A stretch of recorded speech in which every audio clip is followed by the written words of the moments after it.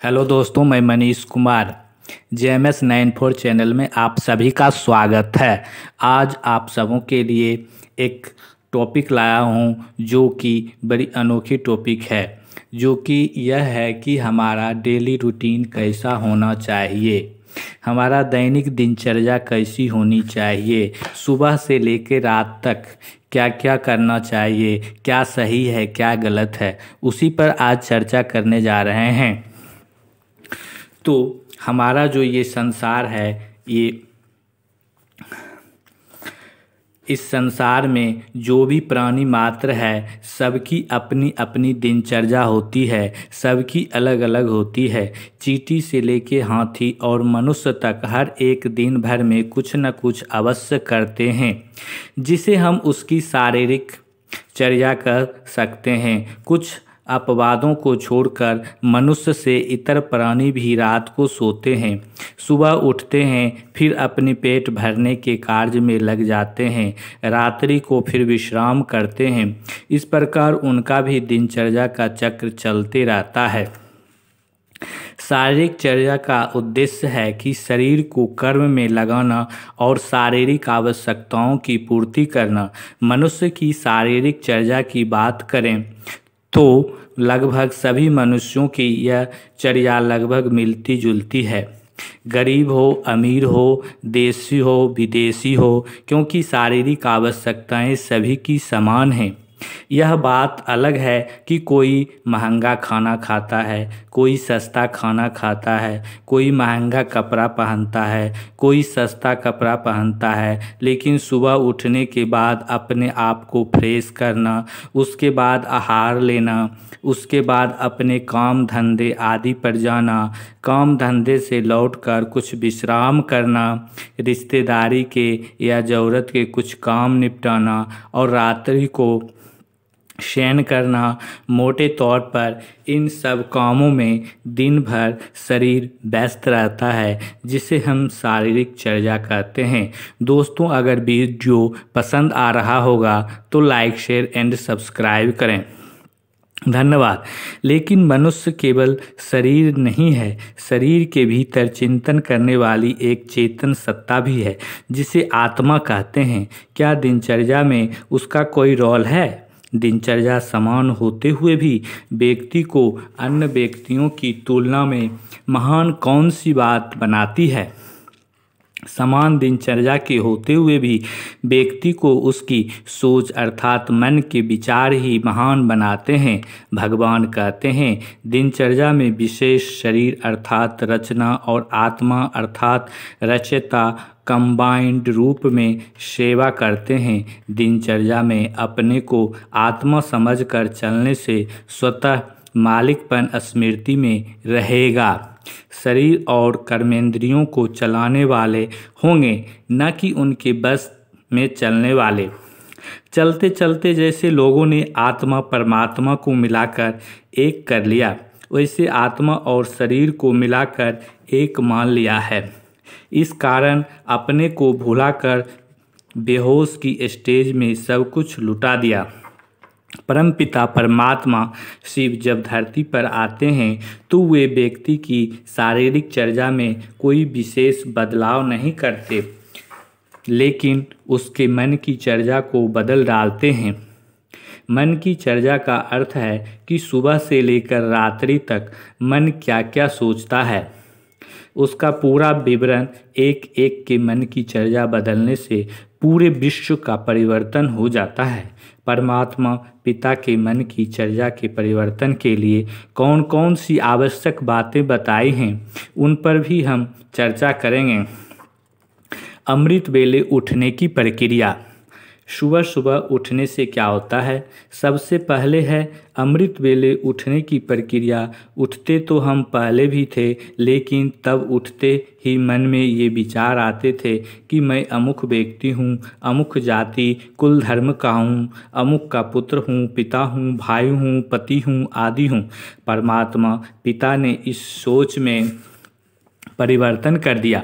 अब हम उठते ही चिंतन करते हैं कि मैं शरीर रूपी भौतिक आवरण में परम धाम से अवतरित हुई चेतन शक्ति आत्मा हूँ। मैं इस शरीर में निमित्त मात्र अवतरित हुई हूँ।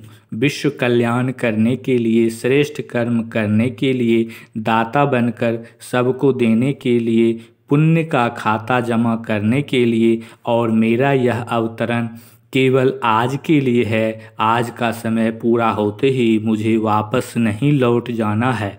जहाँ से मैं आई थी उस प्रकार की स्मृति मन की चर्या में आ जाने से हम शारीरिक चर्या निभाते हुए भी न्यारे प्यारे कमल फूल समान पवित्र और साक्षी बन जाते हैं।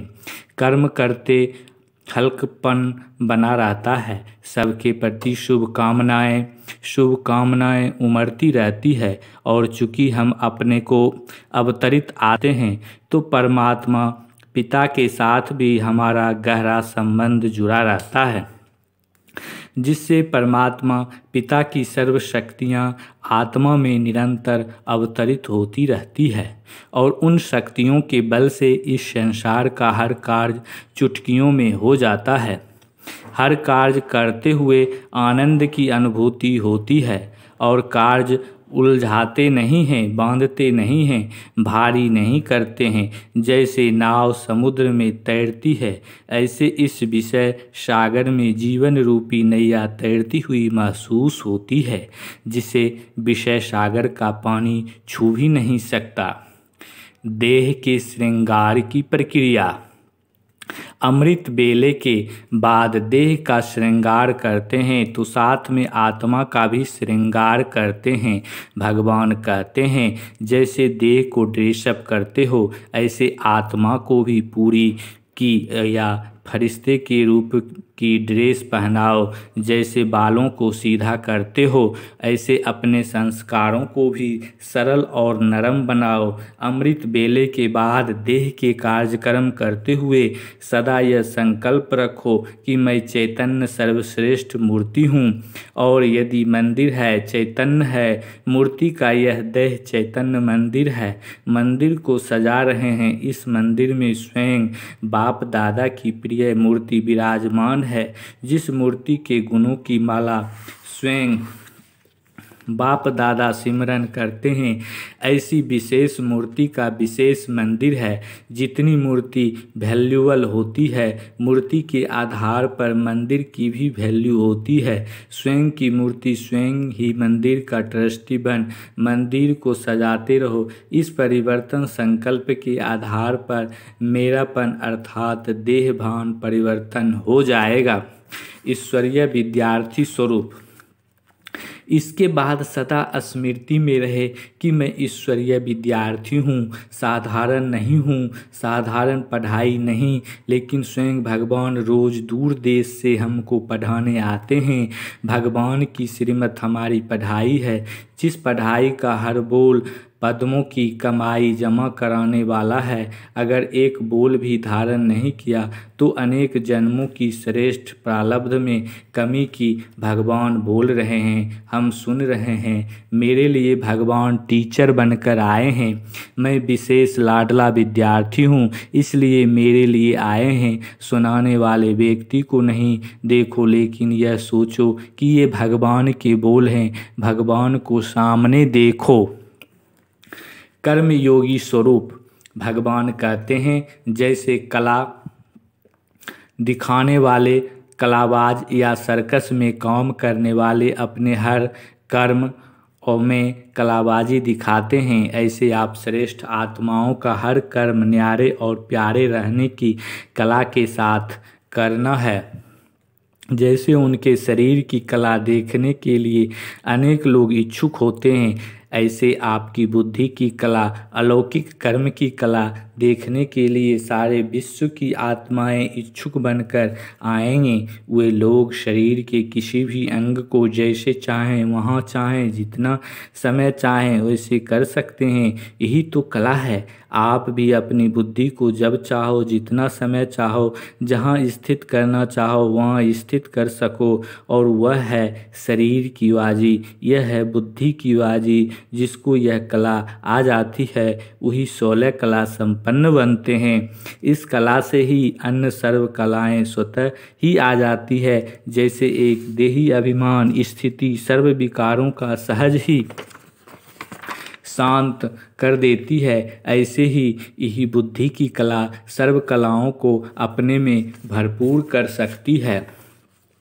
सेवा चाहे प्रवृत्ति की चाहे ईश्वरीय सेवा, परिवर्तन संकल्प यही करो कि कर्म बंधन नहीं, सेवा का संबंध है। वैरायटी प्रकार की आत्माओं का ज्ञान धारण कर सेवा का संबंध समझ करके चलेंगे तो बंधन में तंग नहीं होंगे। अति पाप आत्मा, अति अपकारी आत्मा, बगुले के ऊपर भी नफरत नहीं, घृणा नहीं, निरादार नहीं, लेकिन विश्व कल्याणकारी स्थिति हो। रहम दिल बन तरस की भावना रखते हुए सेवा का संबंध समझकर सेवा करेंगे। जितनी मुश्किल परिस्थिति में सेवा करेंगे उतने ही इनाम के अधिकारी बनेंगे। सेवा करते लगाव में नहीं आ जाना, कभी डॉक्टर भी रोगी के लगाव में आ जाते हैं। सच्ची सेवा के लक्षण त्याग और तपस्या है। शरीर और निर्वाह, आत्मनिर्वाह दोनों का संतुलन हो। धन की बुद्धि करते हुए भी परमात्मा याद की विधि भूलनी नहीं चाहिए।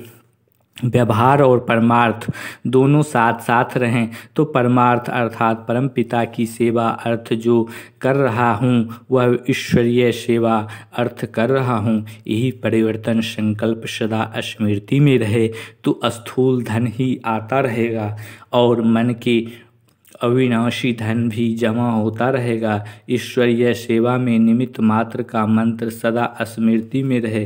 व्यक्ति में व्यक्त भाव के बजाय आत्मिक भाव धारण करो। वस्तुओं व वैभवों में अनासक्त भाव धारण करो तो वैभव और वस्तु अनासक्त के आगे दासी के रूप में होंगे। आसक्त भाव वाले के आगे चुंबक की तरफ फंसाने वाले होंगे। साधनों के आधार पर साधना ऐसे समझो जैसे रेत के फाउंडेशन के ऊपर बिल्डिंग खड़ी कर रहे हो। साधन विनाशी और साधना अविनाशी। विनाशी साधन के आधार पर अविनाशी साधना हो ही नहीं सकती। साधन निमित्त मात्र है, साधना निर्माण का आधार है।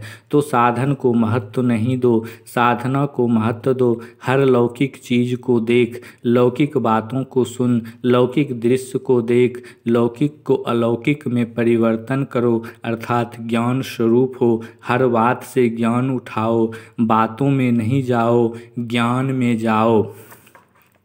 शयन की प्रक्रिया। सोना अर्थात सोने की दुनिया में सोना, शिव बाबा की याद की गोद में सोना, फरिश्तों की दुनिया में सपनों से सैर करते सोना। तो स्वप्न भी परिवर्तन करो और सोना भी परिवर्तन करो। कोई कहते हैं कि सारे दिन में मेरा कोई संकल्प तो चला ही नहीं, कुछ हुआ ही नहीं, फिर भी व्यर्थ स्वप्न आ गया। तो चेक करो, सोने समय परमात्मा पिता को सारे दिन का पोता मेल देकर खाली बुद्धि हो करके नींद की। ऐसे नहीं कि थके हुए आए और बिस्तर पर गए और यह अलबेलापन है। परमात्मा पिता का फरमान है कि चाहे अच्छा चाहे बुरा सोते समय सब बाप के हवाले करो, बुद्धि को खाली करो और परमात्मा पिता के साथ जो जाओ अकेले नहीं। अगर फरमान को नहीं मानते हो तो अरमान मिलता है। सुबह को उठकर के दिल में अरमान होता है कि मेरी शांति स्वप्न में खत्म हो गई।